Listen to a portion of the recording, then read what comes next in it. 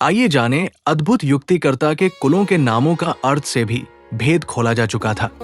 लेकिन ये भी याद रखें, बाइबल में यीशु मसीह के कोई वंशज संतान का जिक्र नहीं है, लेकिन उनके पैतृक वंशज के नामों ने हमें अचंभित किया है।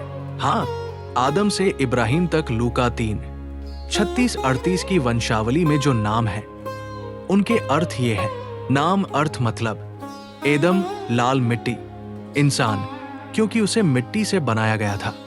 शेत स्थापित किया हुआ, बदला हाबिल के बदले में मिला पुत्र। एनोश नश्वर इंसान, कमजोर। इसी के समय लोगों ने यहोवा को पुकारना शुरू किया। केनान कब्जा करने वाला, खरीदार।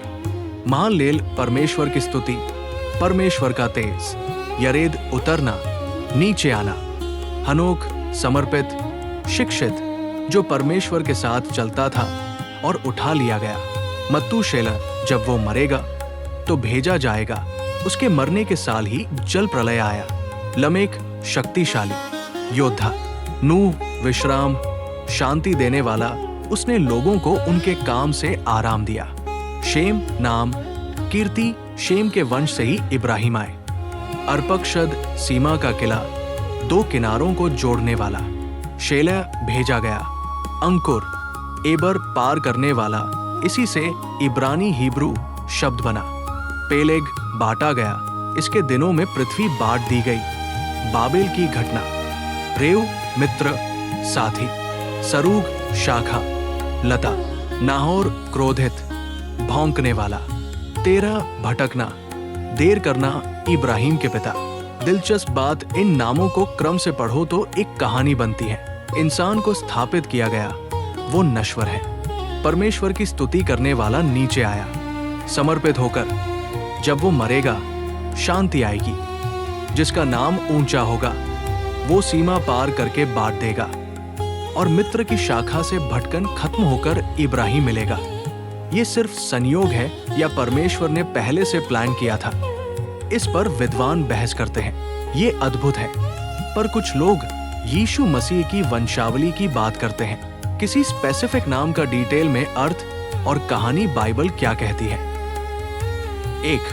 नया नियम में यीशु के विवाह या बच्चों का कोई उल्लेख नहीं मिलता। 2.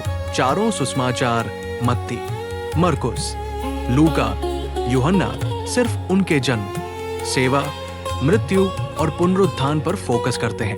3. परंपरा के अनुसार यीशु ने अविवाहित रहकर अपना जीवन सेवा और शिक्षा में दिया। तो वंशजों के नाम कहां से आएंगे? बाइबल के बाहर कुछ अपॉक्रिफल नॉस्टिक किताबें, जैसे underscore gospel of Philip underscore gospel of Mary underscore में काल्पनिक चर्चाएं हैं, पर ये कैनोनिकल बाइबल का हिस्सा नहीं मानी जाती, और उनमें भी कोई कॉन्क्रीट वंशजों के नाम नहीं दिए गए। लेकिन यीशु के वंश के नाम बाइबल में है। मत्ती 1:16 के अनुसार यीशु के कुछ पूर्वज। नाम अर्थ, दाऊद प्रिया, प्यारा। इब्राहिम बहुत सारी जातियों का पिता। इसहाक वो हंसेगा। याकूब एड़ी पकड़ने वाला, धोखा देने वाला। यहूदा प्रशंसा, धन्यवाद। शलेमोन शांतिपूर्ण, शांति वाला। यूसुफ वो बढ़ाएगा, जोड़ने वाला। लूका 3:23-38 में दूसरी वंशावली भी है जो आदम तक जाती है। इसके आगे अगले भाग में जानेंगे जय मसीह की।